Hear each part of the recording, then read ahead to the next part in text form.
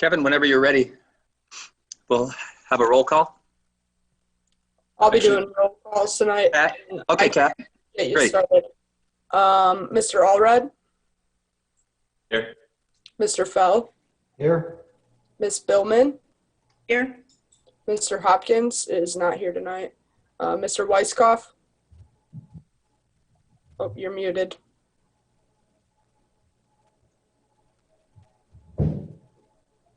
Here. Ms. Yu Here. and Mr. Fitch. Here. Is Lou the phone call that popped up? Lou Hopkins? Yes. Is that? I don't think so. Usually you can see his name. He normally logs in on his computer. I'm not too sure who is on the phone. It might just be a member of the public. Yeah, I don't think he is on. Sounds good. So we do have a quorum. Yes.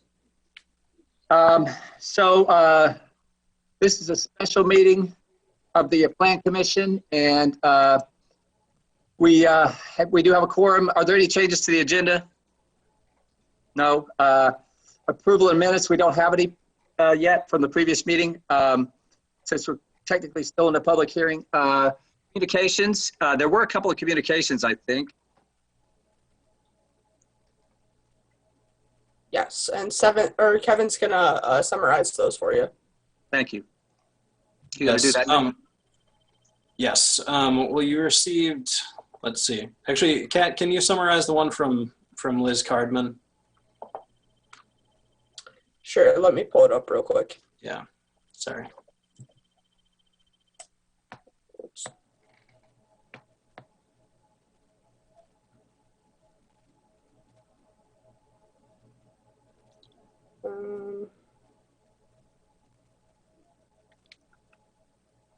All right, Liz Cardman wrote in on November 19th, and that was sent out to you guys earlier today.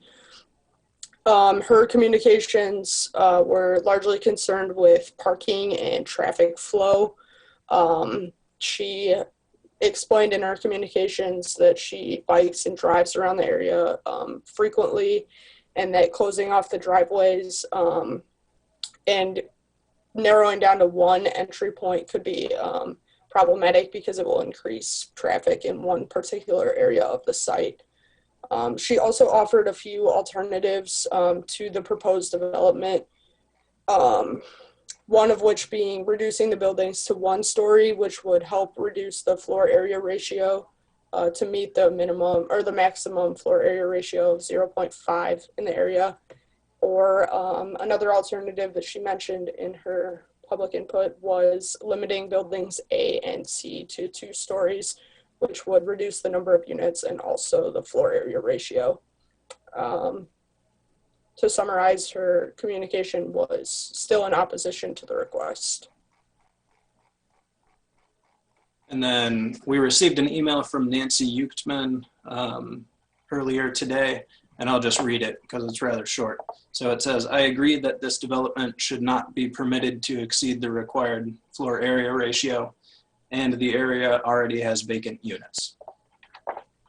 Great, and I think we also had an email earlier from Esther Pack, who may have been missed in the previous, I think she's emailed the commissioners, CC'd Terry. I can summarize that one. It's another letter in opposition, and for many of the reasons that have been stated, primarily because the property doesn't meet the requirements of a planned unit development, and because the variance for or waiver for the increase in FAR is too big. So that's our communications, all of which were directed at the continued public hearing, which I will now open. This is plan case 2411 PUD 20 and 2412 PUD 20, request by CCH Development for preliminary and final approvals of a planned unit development at 805, 807, 809 West California, 602, 604 South Lincoln, 804, 806, 808, 808 and a half, and 810 West Oregon under section 13.3 of the zoning ordinance. So I don't know if there's a staff presentation at all? No, not a presentation, but I did want to run through a couple or a few items that were left over from last time, and also to address some of the concerns from folks who had written in. So let's see. I will share my screen here in a second. I think first and foremost, there was a question of what could be done on these lots by right. And I think that the architects are here and they might get into more detail about this, but I did just want to share sort of what the uses could be, and then just briefly discuss what the lot coverage and floor area ratio would look like in each of these areas. So let me share this.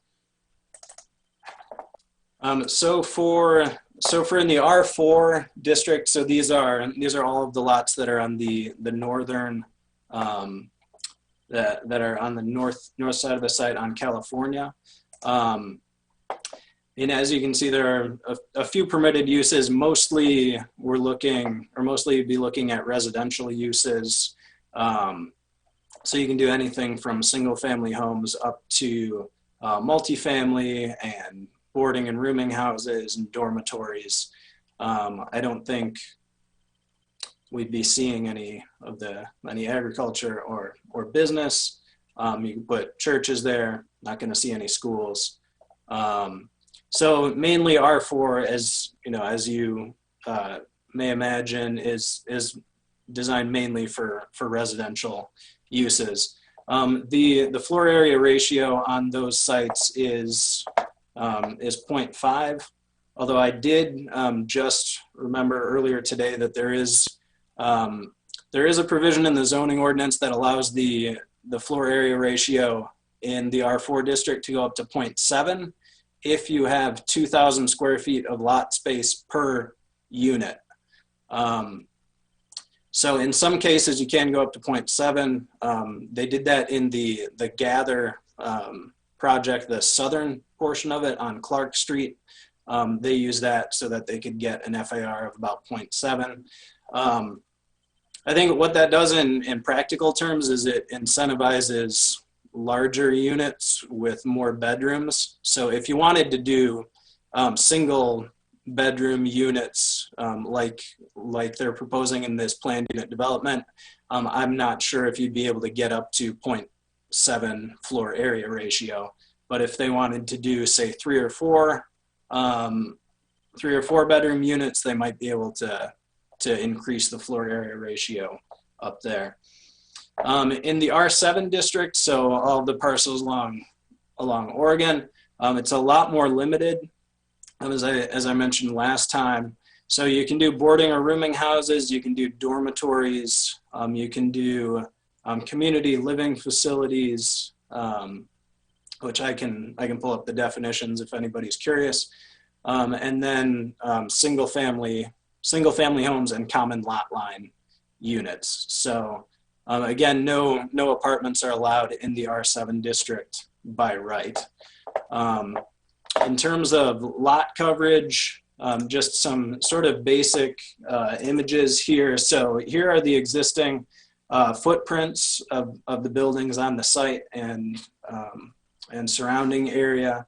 Sorry, it's gray, so it might not be that easy to see. But then if you were to do a floor area ratio of 0.5 and do just a single story, this is, generally how much of the lots would be covered by that. If you wanted to go up to 2 stories, because of how floor area ratio works, those would have to be kind of cut in half. So that would be the amount of lot coverage you could get. And then up to 3 stories, you'd be limited to that rough size of total building. Of course, you could do different permutations, split up this floor area however you would want to. The lot coverage for the proposed development, as you'll recall, is a mixture of 2- and 3-story buildings. So this is the footprint. And so that's what it would look like. So that's kind of a brief summary of what would, what could be done by right. I'd be happy to answer any questions about that. But I will move along to some of the other, some of the other concerns that were brought up. Are there any questions from commissioners on those 2 points? Does it look Yes, like? Lou? I can't see him. Yeah. He's down there. He had his Yeah. finger in there. I also noted footnote 14. And I did a calculation that would suggest that they could build under that provision, and understanding that part of the parcel is zoned R4, part of it's zoned R7. This, other than in a PUD, would only apply to R4. But if it applied to the whole parcel, they could build 27 units. And if those were fourplex units, like used to be in demand for students, they could house 108 bedrooms. And I think that's a relevant notion to have in mind. Thank you. Any further questions on those points? Unmute yourself, Mr. Whitecroft. So Kevin, to dovetail off of what was just said and to sort of check in with you about it, I mean, when I look at this increase in FAR, which obviously was one of the biggest concerns raised, my reading of it is that they're using this extra FAR for just bigger one-bedroom apartments. In other words, it doesn't seem like they're maximizing out density here. It seems like they're, when I just do some simple math on 42,160 buildable area, and I give it, divide that by 70 units, I get 602 square feet per unit. I know some of that space goes to common areas, but ultimately these are really large one-bedroom apartments. It seems to me that they could go build micro units that were 300 square feet per unit and get, 90 or 100 of those. I guess my point being is it seems like they're throwing their extra FAR that they're asking for to make bigger one-bedroom apartments and not to just flat out maximize the number of bedrooms. Yeah, that would be a good question for the architects when we talk to them. Anything further on that, Ms. Yu? I just want to stay on the same topic of what Lou and Jonah just said. Lou, you had a great point that if they will build 27 units and if they will build 27 units, which are 4-bedroom unit, it will be a lot higher occupancy than what they are proposing now. So given that this type of studio and 1-bedroom is relatively in short demand, and Okay, are you going to ask a question right now, Shishi? Oh, I'm sorry. Yes, That's okay. We'll wait I for got you ahead of myself. to bring in your commentary when we get there. Okay, thank you, Okay. though. Anything further, Mr. Garcia? I want to make sure that we don't lose, and Lou, maybe you can clarify in your calculations, since the southern part of the site is R7, the uses there are kind of limited to. Right. I did not mean to get sidetracked into discussion. I Okay. thought I was clarifying something. Yeah. It's much more complicated, and it's for discussion. Okay. Okay. Great. Anything, Mr. Fell? I think this is sort of an easy bit of clarification. Something that's zoned R7 as a rooming house can have 15 residents. So that's pretty easy calculation. And I'm not sure that's even the maximum use of those sites. So there are 5 of them. So that's pretty easy. Yeah. Okay. Any further thoughts, Mr. Garcia, before we go into public input? Well, I was gonna continue through Okay, through some great. of the concerns. So I know there were some concerns from at least a couple of folks in the neighborhood about traffic. I talked to Shannon Baranek. She's a civil engineer over in Public Works, and the basic gist of what of her analysis is that she's not concerned that this is going to cause much traffic, especially since the number of people there is not going to increase that much. But at most, we're looking at 49 cars on site, since there are 49 parking spaces. Since it's pretty likely that students would live in these apartments, it's not too likely that I'll be driving during high traffic times and causing problems on Lincoln Avenue, which has about 16,000 cars on it every day in this area. So really the amount of trips from this site would kind of be a drop in the bucket. Shannon estimated 22 trips from this site at, during peak hours. She also does not have traffic counts for California, but Oregon is low traffic. It's only about 23 cars per hour. So if we assume that California's got pretty similar traffic, there shouldn't be any issues from this site. She did clarify. So I had made a claim that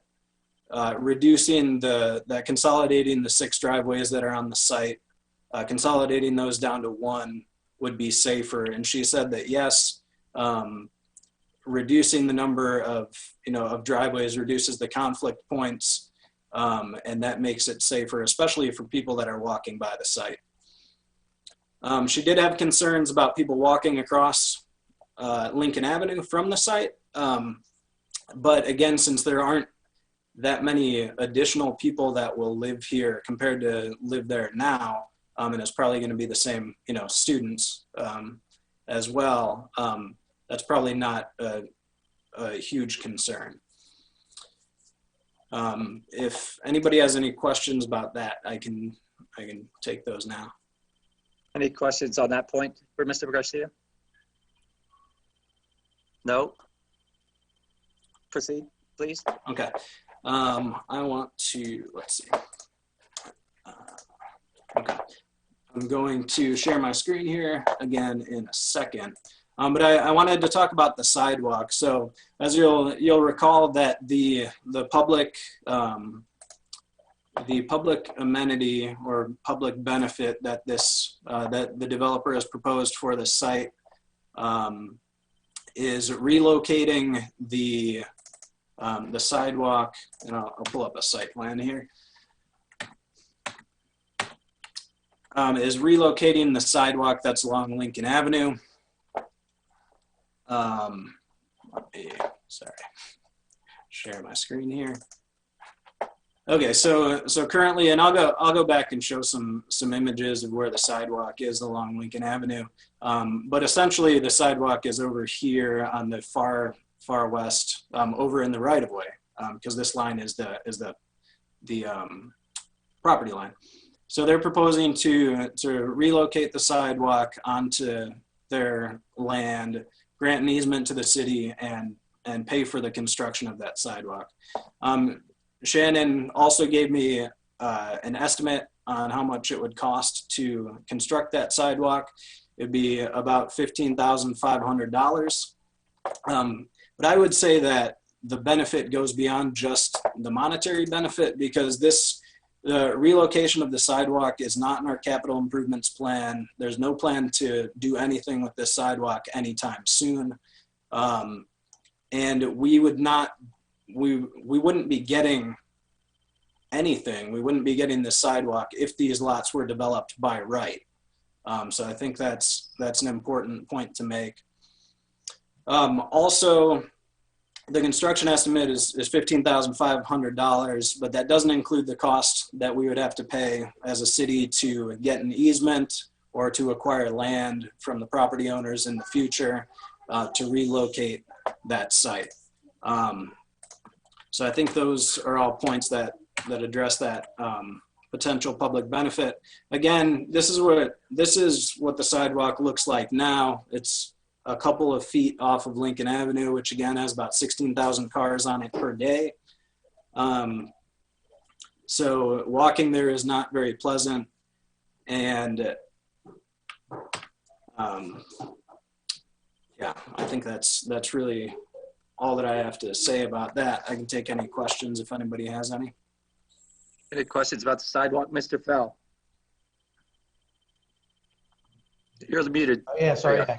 I want to, I don't know, clarify. It makes me somewhat nervous in dealing with developers who work kind of in this area that the, I'll say, repositioning and widening of this sidewalk is not going to end up being some kind of city constraint on a future development going north or south of this on the next block. Is that, I mean, is there an intent of the city to try to stretch this sidewalk through other properties going north and south?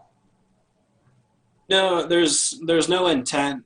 Of course, you can do on your property what you will within the constraints of the zoning ordinance. I mean, I'm sure we'd love to see it if the sidewalk could be pulled off of Lincoln, but there's no grand plan for this. This just seemed like a good thing to ask for at this time, but with no grand plan in the future. Okay. Anything further on the sidewalks? Questions? No, Mr. Garcia? Okay.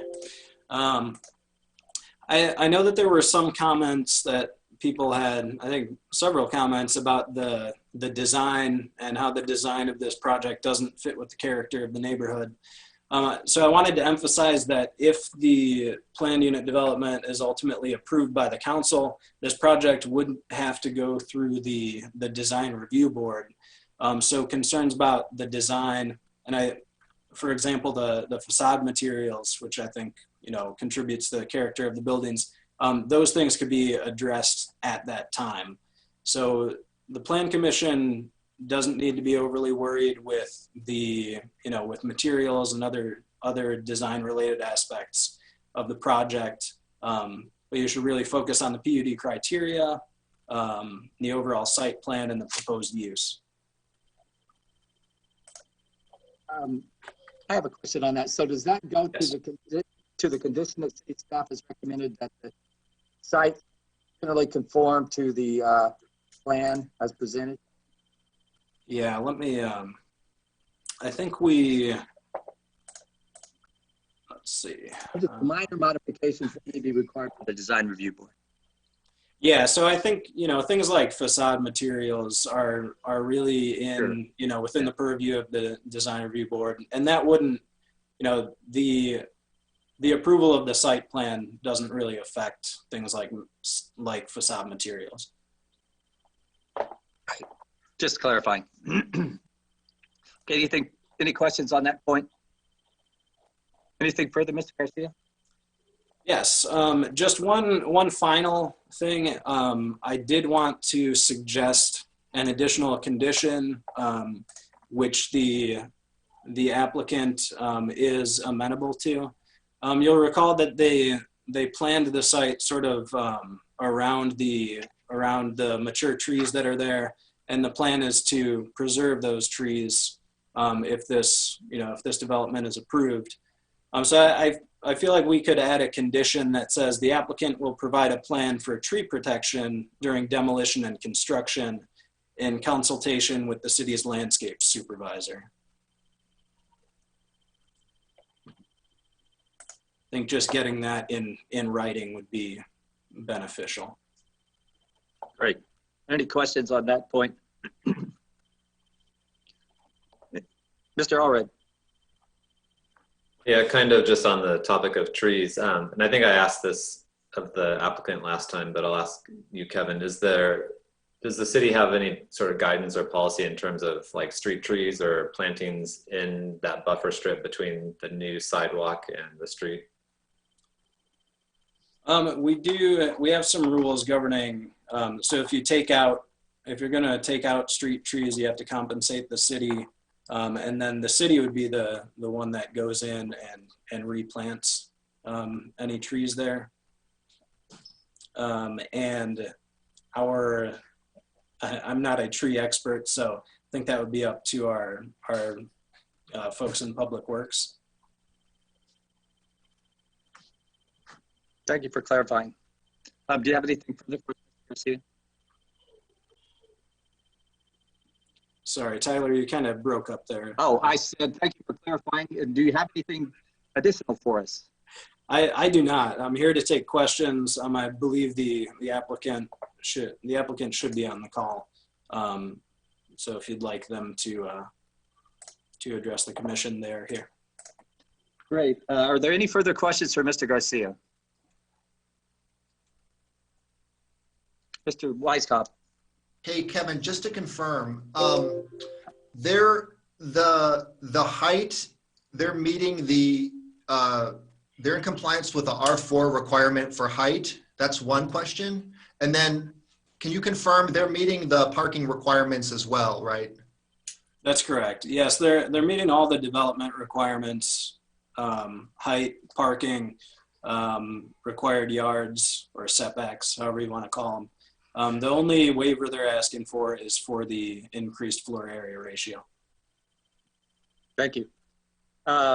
Okay, well, if there are no further questions for Mr. Garcia, we will now open the public input portion. And let me just remind everybody of the rules for that. This is the petitioner will address the Planning Commission first, or has that opportunity. We may ask questions of the petitioner. Following that, anyone in favor of this proposal can address the commission. Following that, anybody who is opposed to this proposal can address the commission. And then if necessary, the petitioner can address us again at the end and answer any questions that are lingering. And then we will close the public input portion and discuss and possibly vote. Hopefully we will vote, since this is a continued meeting. So, petitioner, if you'd like to address the commission.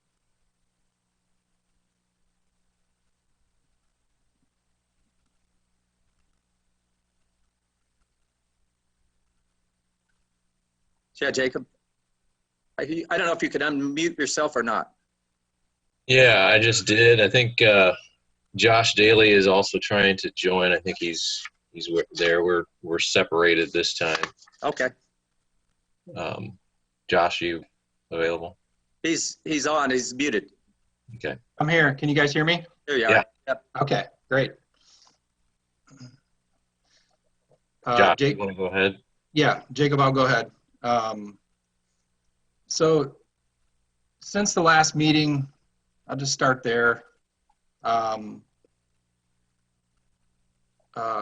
You know, we asked if there was anything you needed from us. Came up, not really, but Jacob and I went back and looked at the FAR issue, and another one was there was a question that came up from the last meeting about some sustainability for this project, some sustainability items. So I guess I'll let Jacob kind of talk about sustainability first. And Jacob, if you want to go on that one. Again, I'm just following up from the two things that we heard from the last meeting, FAR and sustainability. So we'll answer those first and then go into another part. So Jacob, if you want to talk about that. Sure. I'm going to try to share my screen here. See if I can get this on. There, I think it's working. So first, as Josh mentioned, I think Mr. Allred is the one who brought this comment up, which was it would probably be good if some of the sustainability features that we mentioned during the last meeting were displayed or somehow, you know, presented a little bit more clearly. So we have a list here, and I thought I would just go through those again really quickly. these are features for the project that we feel help set it apart as, these are also amenities that are being provided in exchange for this consideration of this project as a PUD. First on the list is that, and I should mention, we are not anticipating that this project will achieve LEED of any status, even of the entry level. That's not one of the intentions that the client had, but there are some sustainability features that are being incorporated that would, if we chose to, either achieve or contribute directly to LEED credits. So I just wanted to clarify that. But anyway, some of those would be the fact that we are going to provide infrastructure to make the covered parking areas in particular ready to receive fuel efficient vehicle charging stations. That's one item. There's also a lot of benefit for this project being located where it is in terms of connectivity to be able to achieve credits for LEED. So that's a sustainability feature. The bicycle parking, we have provided what could be considered enough bicycle parking for 100% of the building occupants, because we're providing 70 bicycle parking stations. That's far in excess of what the requirement is for the city of Urbana. It's also much higher than what would be required to achieve a LEED credit. So I believe that's only 15% of the total building occupants would get credit. And then because of how much we're doing, that potentially could be able to achieve an exemplary performance credit in LEED. The open space is another area. We know that does exceed the requirements for the city of Urbana. It also would get full credit in LEED for the amount of open space. The fact that we're covering the parking and we're preserving an overhead vegetated canopy would help contribute to heat island reduction credit. And then also the preserving of the trees plus the new landscaping that we're proposing would also contribute toward the protection or restoration of habitat. We also had mentioned previously about permeable paving in the parking area. That would contribute to the rainwater management credit. We also mentioned running infrastructure to the attics, which could be tapped for future roof solar installation, if so chosen by the building owner. That would contribute to the grid harmonization credit under energy and atmosphere, and also renewable energy. And then the major product that we're using on the exterior of the building is an engineered wood siding, which is sustainably produced. So according to the literature of that manufacturer, that could contribute to the materials and resources categories of credits. So wanted to go back through those again really quickly. And then moving on to the floor area ratio discussion, just so that everybody's on the same page, I did go ahead and recreate or add in here the graphic that's directly from the zoning ordinance to explain floor area ratio and what it means. I know everybody probably knows by now, but this was a good graphic to kind of show what it means. Basically that you're taking the total floor area, which is actually the gross floor area of the building, dividing it by the total lot area to get that ratio. So it is a number, and it's used for the purposes of trying to control how large of a building can be constructed on a site. Sometimes, but it's also intended to grant some flexibility. As you can see that the ratio, you can get a different type of building and have the same ratio. It just depends on how many stories that you're using and the footprint of your building. So, for example, the proposed floor area ratio that we were talking about is 0.76. It would be in between this first graphic and the second one. An FAR of 1 is basically saying that the amount of area in your building is exactly equivalent to the area of the lot that it sits on. And so the one that we're proposing would be slightly less than that. It'd be in between 0.5, which is what the requirement is for zoning for R4 and R7, and 1.0. And then 2, of course, would be if you did twice the building area to the amount of lot area. Also wanted to look at a comparison between some of the land use that we're talking about. So back to the FAR issue and the comparison of what the FAR is in the proposal to what's there now. In terms of actual building area, there's not a very large difference between these. We did go back and we have a survey of all of the existing building footprints, and we did kind of a tabulation of all of the buildings, and we come up with a building area that is not too far different from what we're proposing. Now, the FAR, I know in the staff report, Kevin had listed 0.63, and we did have a conversation today that I think that might be off slightly. We have a little bit different numbers.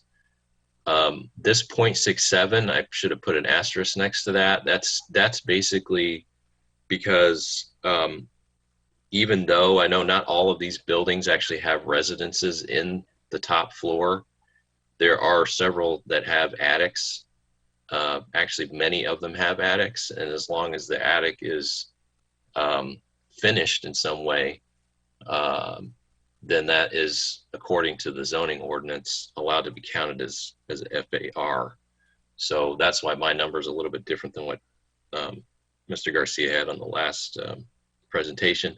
But the other thing to point out with this is that early on in this meeting, the discussion was about how this proposed project is getting an FAR that is 0.76, even though we're talking about a relative density in terms of occupants that's fairly similar to what is there now. And one of the things that I wanted to point out with that is that a lot of the existing product, as we know, are large rooming houses. I know they're not all certified or counted as technically called rooming houses right now, but that's what their basic use is.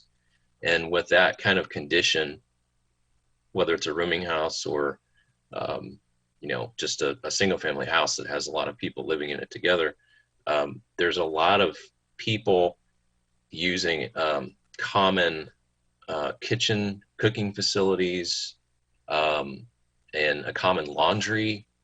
Also, there's probably not one-to-one bathroom parity with the number of people. Those are all things that, with the proposed development, actually come into play. So the grossing factor that we have is higher because these are all single bedroom, single occupancy apartments. Each one has, for every bedroom, there's a bathroom, there's a laundry, there's a kitchen. So with that in mind, there's going to be a lot more area contributing to that number of residences, so that many occupants. The other thing at play is that if the building was consolidated and we did all of that areas in one building, we could get a little bit more efficient in terms of corridors, exits, stairwells, that kind of thing. So because of the fact that we're following the guidelines for the Lincoln-Busey corridor, we have broken up this building into several masses. And with these several distinct buildings, they all have egress requirements and circulation that has, you know, just by its nature, introduced some more inefficiency. So that also bumps the FAR up. Because of just having that many more stairs, there's some like 2,500 to 2,800 square feet of extra stairs that we have to have for this proposal, just because we're doing distinct buildings as opposed to one combined building that would have the same amount of area. So that we just want to give some of that background is, yes, when you do the calculation to say that 42,160 square feet divided by 70 units gives you, you know, X number of square feet per unit. It's actually going to be higher because of all those other factors. So hopefully that's not too long-winded of an explanation. But anyway, we also just wanted to point out that even though we are talking about being a little bit more on the FAR, which is the request that we're making, there's a lot of other benefits when you look at the comparison of the existing to what we're proposing, including more open space, because we are setting the buildings back further. We're actually consolidating a lot of that space to be able to be used better. Right now it's broken up a lot. There's a lot of driveways, and it's just kind of a little bit more haphazard the way it's arranged, so that, you know, when we calculate it, if you go based on the definitions in the zoning, you actually can't get quite as much open space credit for the way that it's laid out right now versus what we're proposing. Also parking, as we discussed, we are meeting the requirements for that's by the zoning for the number of parking spaces, but we're not doing more than we have to do. So obviously we don't want to introduce more cars, but we are doing the minimum amount. And even so, that's providing more than what's available right now, even though, like we discussed, we're not really adding occupants. So if anything, we feel like this will help to move some of the cars that people may want to be driving off of the street. And that parking is concealed behind the buildings. Bike parking, we talked about that. People can park bikes there now. There's just not really any organized provision of bike parking, and we are proposing to put that in. We talked about the number of building occupants, and I concur with the discussion that was made earlier. That's why I put an asterisk next to the 65 number. So this is kind of a semantics deal. If we were to categorize the existing buildings as rooming houses, the ones that could be, my calculation is that we could take that number of occupants up quite a bit higher. I'm not saying that's how many people are there, but that would be possible. Also, just to point out that the other benefit to the new construction versus existing is that we will be introducing an accessible facility. It will be sustainable according to these features that we've mentioned. That's not really something that's there right now, and it will be energy efficient. It'll meet the new energy code. It'll be sprinklered, so a lot of safety will be inherent with replacing this old product. But anyway, those are some of the things we wanted to clarify, because these all came up kind of in the last discussion in the first part of this one. So anyway, I'm going to turn it back over to Josh to kind of sum up our end. Yeah, thanks, Jacob. To finish up, Jacob summarized everything pretty well here. Can you guys all hear me okay? Sorry. Yes. Yeah. Okay, great. Okay. Right away, you started talking about FAR right away. Kevin brought up the graphics of the site when you start laying over what it is to do a 1, a 2, a 3. And then Jacob showed you the graphics of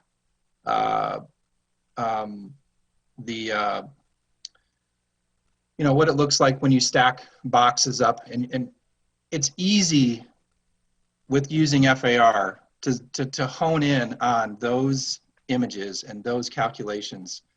The reality is, you're all planners, you understand this, but sometimes FAR does not apply. It does not apply well, let's put it that way. FAR is used to, of course, keep building sizes, scale, height in check, right? That's what it's for. There's a lot of argument, though, that just by having setbacks, generous setbacks, and keeping buildings to a height, that's enough. You don't need open space ratio or FAR. Now, I'm not going to go into a big, long-winded argument on that. We can probably have a 5-day discussion on that, but the reason I'm bringing it up is in this situation where we're trying to create units that are single occupancy with full amenities in each one, we're trying to get buildings into an urban fabric that already has trees. We're trying to condense parking into one spot. There's constraints here that I don't think FAR often takes into consideration. So what I'm saying is FAR can often be a poor predictor of physical form. And often it probably isn't as well utilized to enhance a neighborhood character like we're trying to do here. Breaking buildings up, as Jacob mentioned, we have to add stairs, we have to add a little more gross square footage in these. I truly believe that that is the reason, the one reason why our floor area is more in this situation. It's not because we're trying to maximize this out. It is because to make single occupancy units, we're going to be in that 400 to 500 square foot unit range, which is what you need to have all the amenities in the unit. A rooming house is going to probably have a couple hundred square foot or less rooms with shared amenities that may or may not necessarily be up to code and comply. So I think FAR on this one, that's the only reason we're asking for the FAR is because it doesn't exactly translate to this in terms of the fabric of this. I can't explain it any more than that. There is a lot of use for FAR, but sometimes when you're trying to do a site with constraints like this and we're trying to make it work with a product that isn't all 4 bedrooms, isn't all 3s, we're trying to do all studios and 1s. We're also trying to attract another clientele here, which might not necessarily be students. We're trying to also attract possible young professionals to this site. I guess the last thing is with the parking. I know there's concern about parking. If there's any site that we want to promote walking and biking to class, it's this one. I think the parking will be long-term parking, where if a occupant lives here, they would maybe use it to go to the store, get groceries, whatever. But we're finding that even in the heart of campus in Champaign, the cars stay, and they stay for so long that they get covered with dust and nobody uses them. And truly, people are biking and walking to campus. So that was another reason to conceal the parking so that we don't have cars sitting there that is visible from the street all the time. I think the parking was something that we wanted to not promote cars, let's put it that way. We wanted to promote biking and walking to class. So I think that's really all I have. I guess I'll turn it over to you guys and we can go from there. Well, thank you. Thank you, gentlemen. Do we have any questions for the architects, I guess? Ms. Bilvin? Yeah, how did you determine that you wanted single occupancy units? I think you kind of talked around that, but specifically, why did you do that? This is Jacob. I'll take that one, Josh. Sure. You know, that is something that the client wanted. I can speak that to that a little bit, that post-COVID, there's quite a market for going that route, to not do the rooming house idea with, several people in the same area. So I'd say it's mainly market driven. There's a big desire for single occupancy units. So I think that's the main idea there. Is that good? Thank you. Mr. Weisskopf? Yeah, would you characterize the kind of environmental and sustainability features? I'm going to throw in the offering the extra bike parking, and and sort of the tree preservation component. Would you say those are just standard things that you do on all your developments, or would you say this development is a little more unique in that respect? I definitely say that is more unique. So that was kind of why we wanted to point that out, because by right, I don't feel like we are required to respect these trees, for example, but we just feel like there's quite a it's just quite a resource. You know, it just takes so much. I mean, think about how old those trees are, how long it took for them to get to that height, and you know how much shade they cast, and just the quality. That to me is just that's one of the biggest things about being in Urbana is the trees. It's amazing. You can go down these streets and you know just how large these trees are. So that was definitely one thing that is not what we normally do. We don't normally move buildings and parking to respect trees. Normally it's we put the building on the site, figure out where it fits the best, where all the parking goes and all that. And then we go, well, maybe, you know, by accident that tree works, so we'll keep that one. So that was definitely different. Like we said on the first meeting, we even had a survey made to make sure that we preserved those trees. And then in terms of the bike parking, that is not typical either.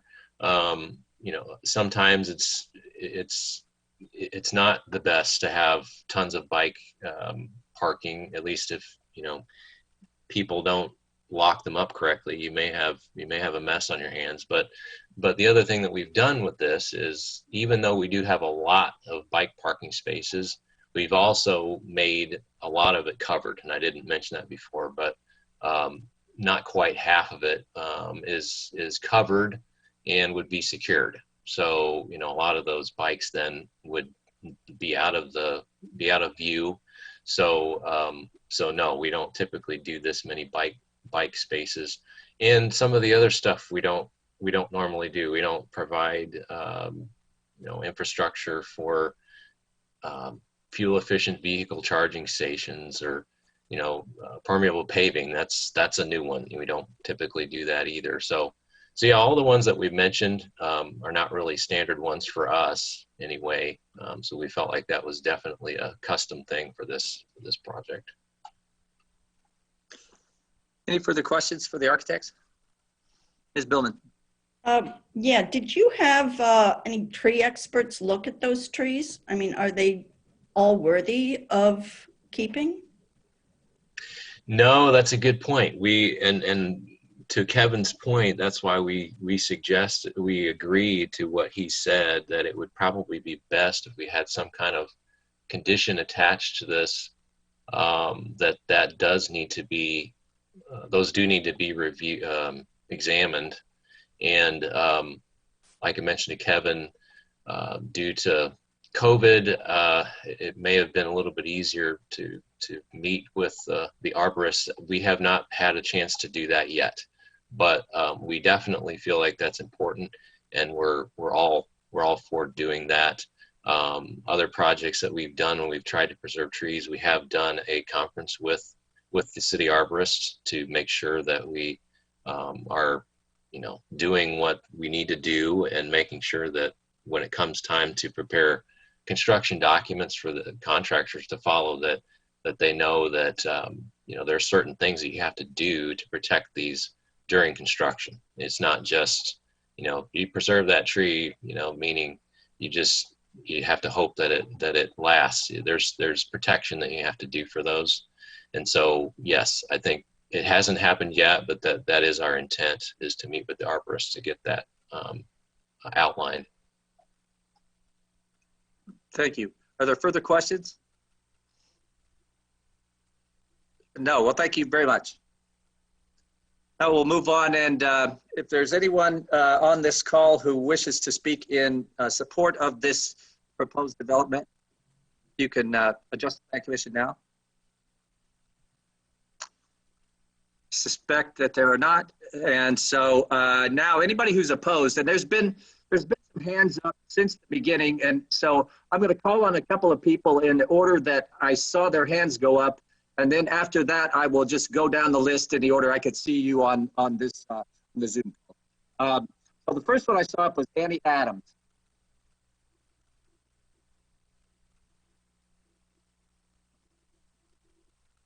So you should be able to go.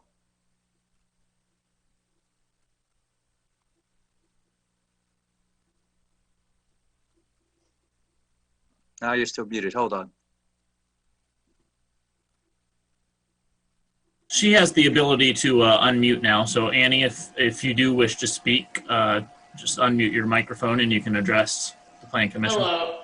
There you are. Oh, hello. Sorry, I would like to speak in favor, so I was kind of panicking. Oh, I'm sorry. I'm sorry.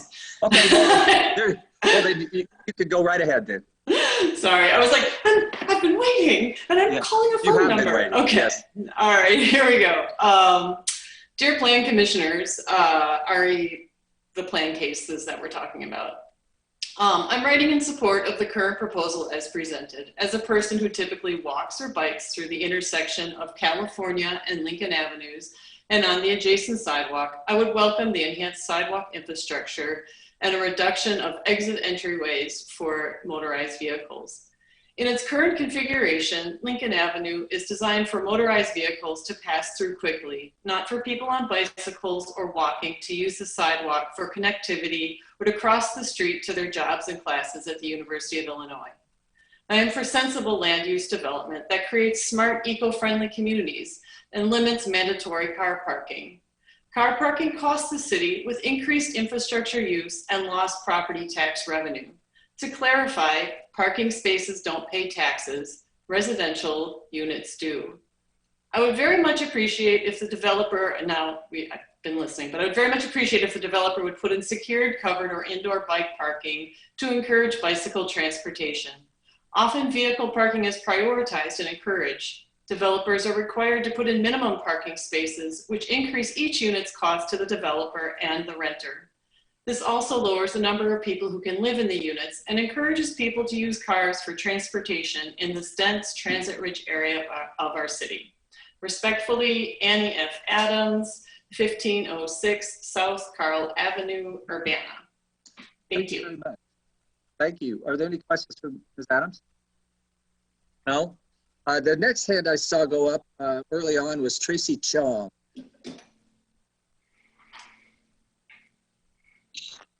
Hi, can you hear me? Yes, we can. I'm also speaking in support. My hand was up like early. So. Yeah, right off. I saw it. Okay. Anyway, hi, I'm Tracy Chong. I'm from the Woona area, long-term resident of the West Urbana neighborhood. We would like to state our support for the development. I listened to the proposed development 2 weeks ago and tonight, and found the proposal to be very well thought out and generally a welcome improvement to the area. I particularly appreciate that there will be good-sized and quality one-bedroom apartments, as these would welcome a more diverse group of residents. Not everyone who wants to live in the Woona area wants to live in a single-family home or in a group house or shared housing. The concerns that were brought up, such as not enough parking spaces for cars, seem to be brought forth by a handful of residents who seem very close-minded or not aware of the current needs of our town's composition. There are many diverse groups of people who don't have cars and don't rely on cars.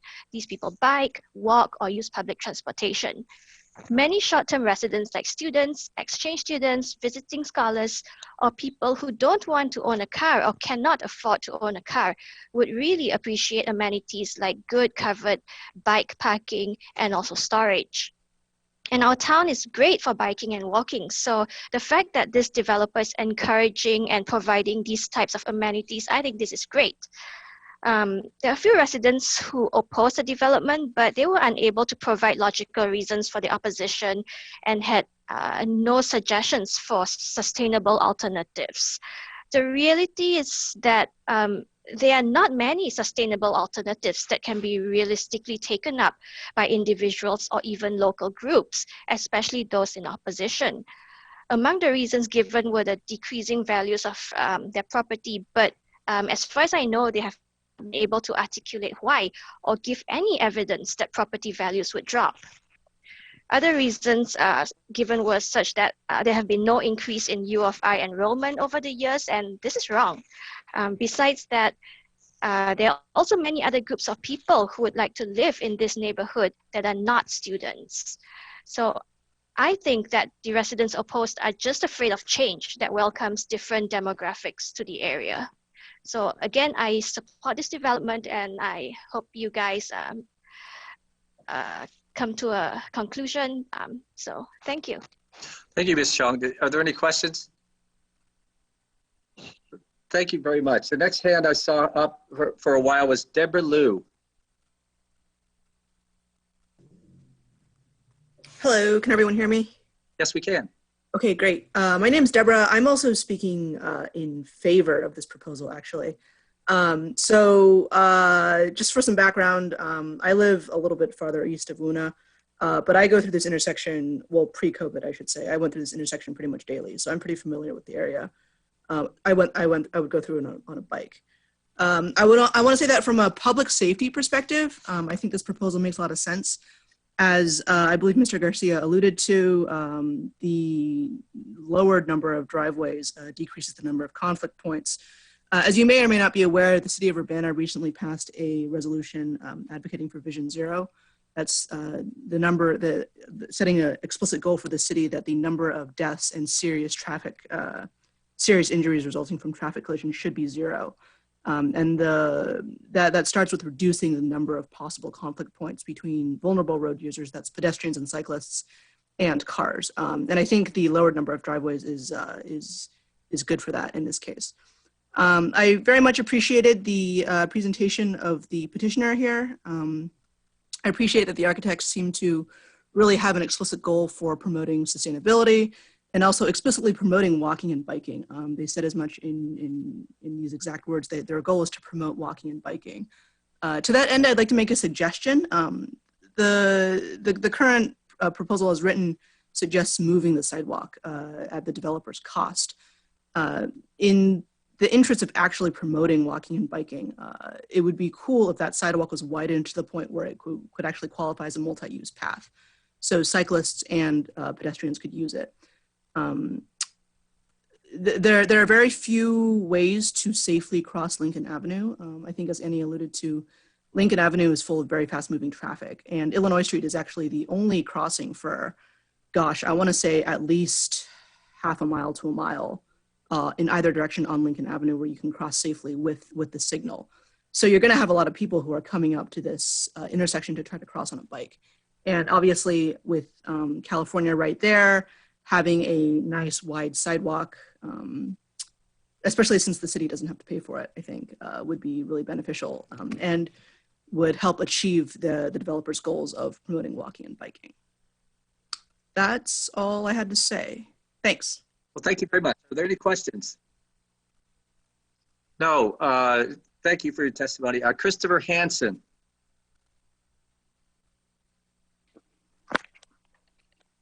Hi, can you hear me? Yes, we can. Oh, great.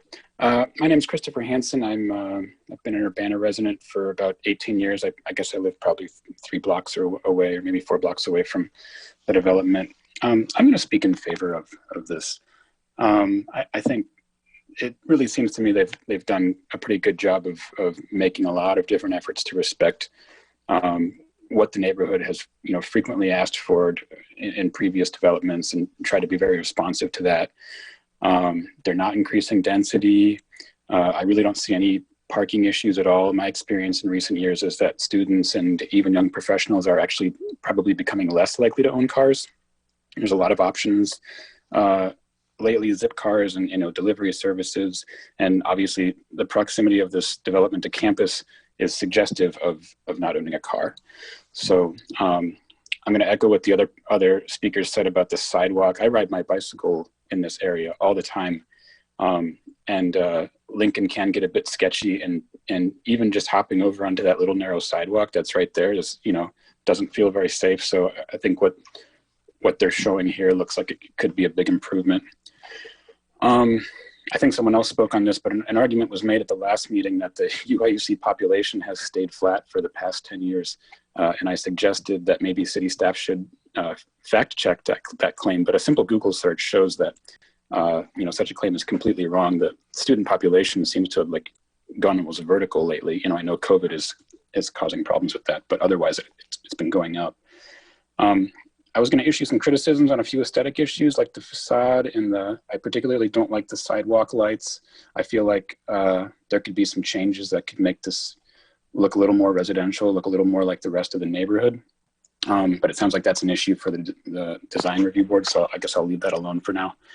And then I kind of wanted to maybe reach out to some of the people who are opposing this. And I think some of you probably know me. If you do, you know that I love old houses. I look at an old rundown house and I start to see ways to restore it. And that's just the way that I think. And I don't see something that I want to knock down and build a new structure on top of. I just don't see it that way.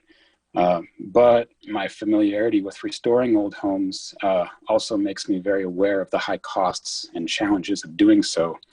And I've personally found it almost impossible to hire people to do this work, which is very unfortunate.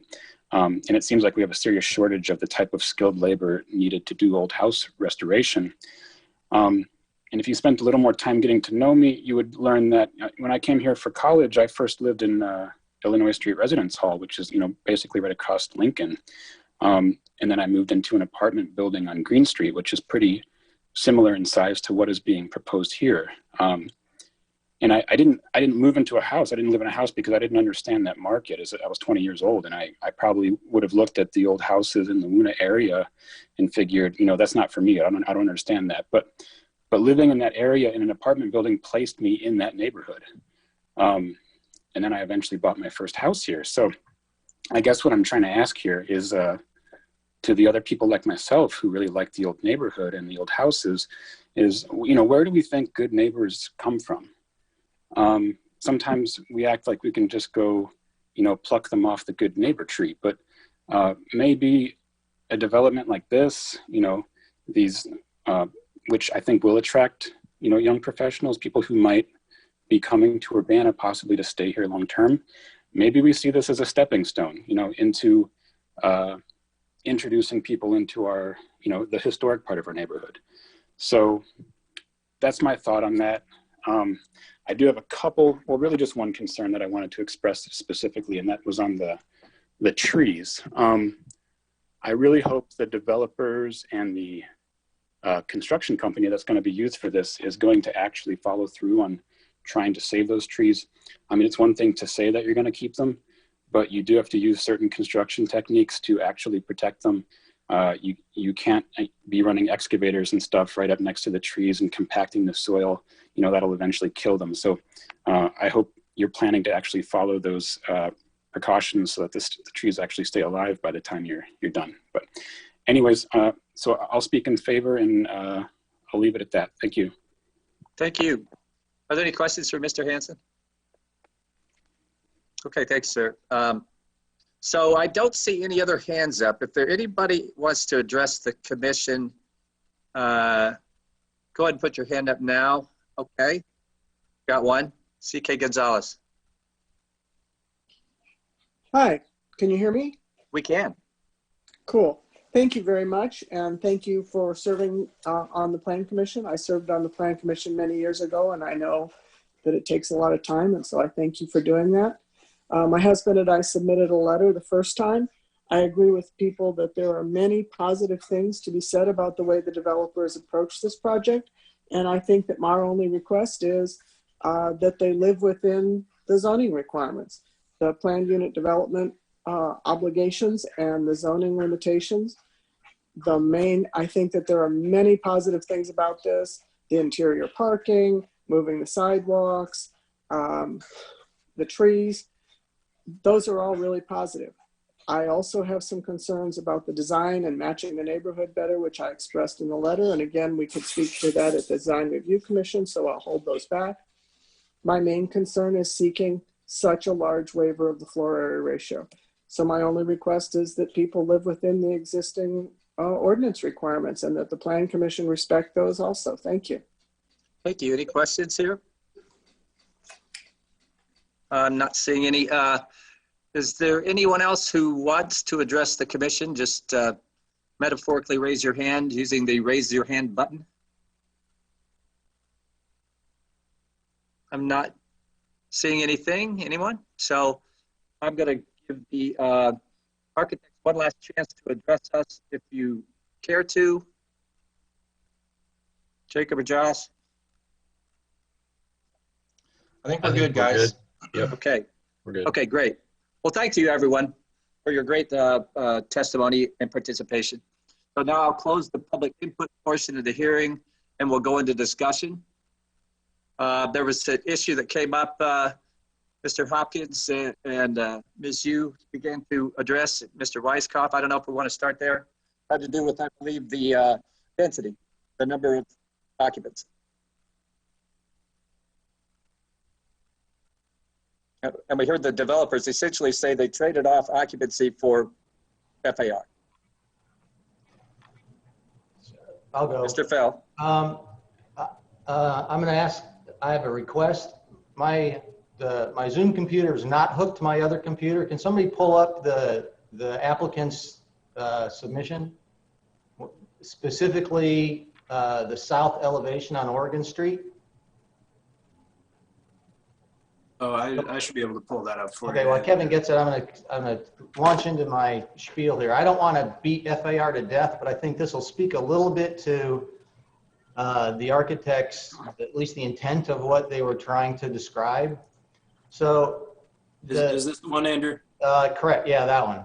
Okay. So, you want me to zoom or anything? The bottom right, zoom in, the two buildings on the bottom right, Europa House and the middle building.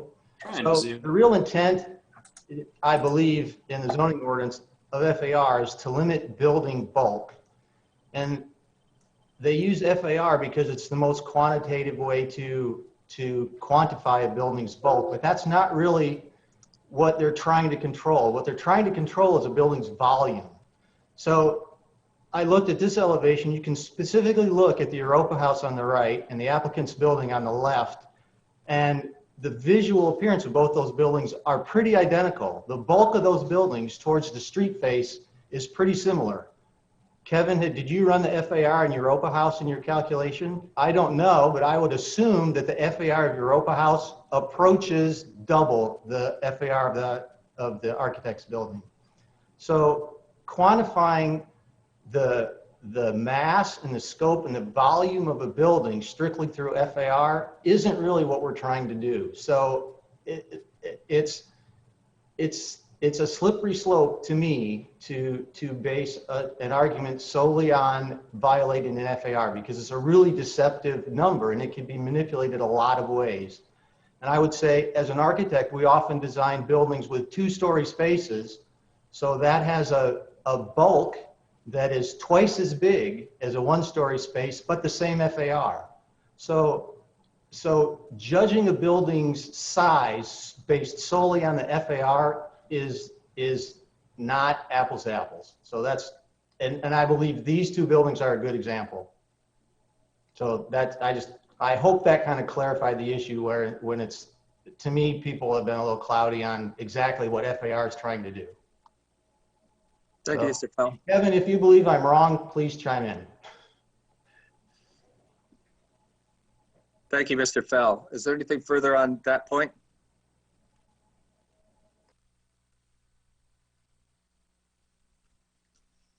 Any other topics of discussion?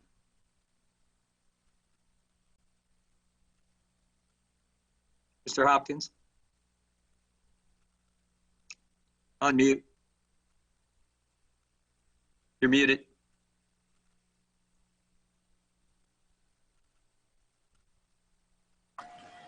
You need to unmute, Mr. Hopkins. We can't hear you right now.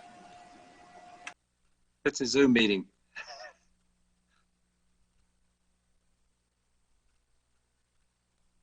Maybe I can unmute him.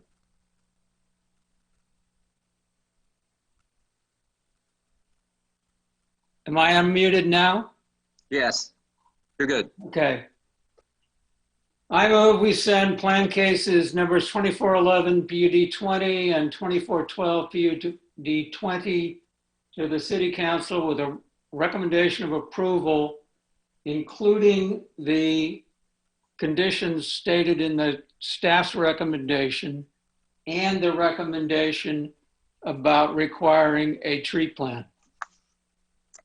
And if I can get a second, I'll explain where I'm coming from. Motion by Mr. Hopkins. Second by Ms. Billman. Okay, I think that we have learned something different tonight by delaying and getting the information in front of us from what we sort of had to work with last week, or whenever that was. And I think that the concerns are focused on two things. One, this notion that the sidewalk is the benefit, and the other, the FAR. I think we've had sufficient discussion of FAR to understand that if we want separated buildings, which seems appropriate to this site, and we want particular kinds of housing that are appropriate in today's market, reinforced by COVID, but also a trend, that the way the FAR calculation is going to come out is going to be higher than it would otherwise come out. But that does not represent a meaningful increase in bulk of buildings, volume. It does not result in an increase beyond what the by right number of bedrooms could be, given the limits for the R7 as rooming houses and the limits for 4-bedroom dwelling units at 0.7 on the part that's R4. So that to me means the FAR question doesn't still bother me in any way. I think that's resolved. The second thing is about the notion that the amenity is the sidewalk. And I think this is, we've sort of gotten ourselves into a bind here. If you look at the staff report, there are actually 9 criteria for PUD. And the amenity of a sidewalk is one of them.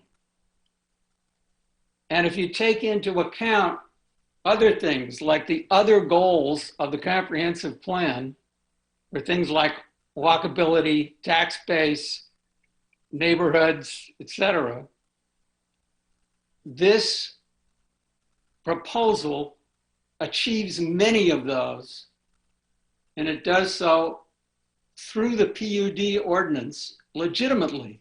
It's not just about adding a sidewalk, because that's what allows us to get this particular configuration that makes a lot of sense for this location. So that's why I'm recommending that that's why I made a motion to send it to the council with recommendation of approval.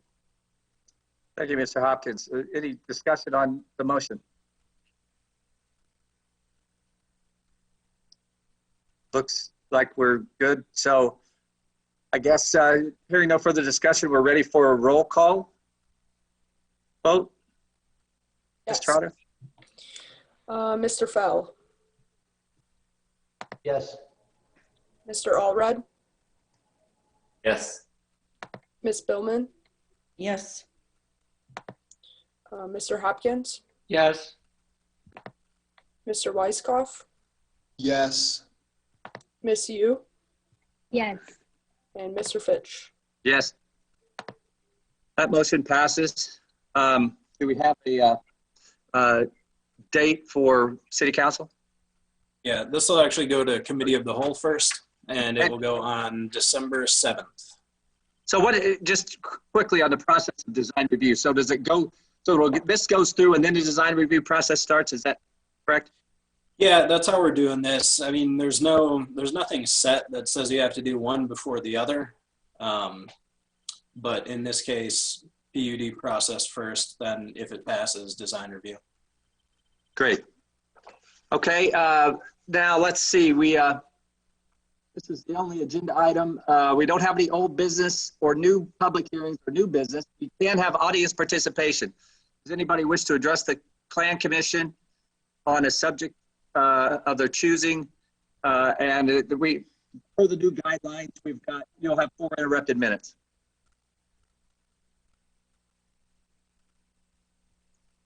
Not seeing any hands. So in that case, do we have a staff report? We do not have a staff report. We don't have a study session. Therefore, we are adjourned. Thank you very much. Adjourned at 8:22 p.m. 8:22.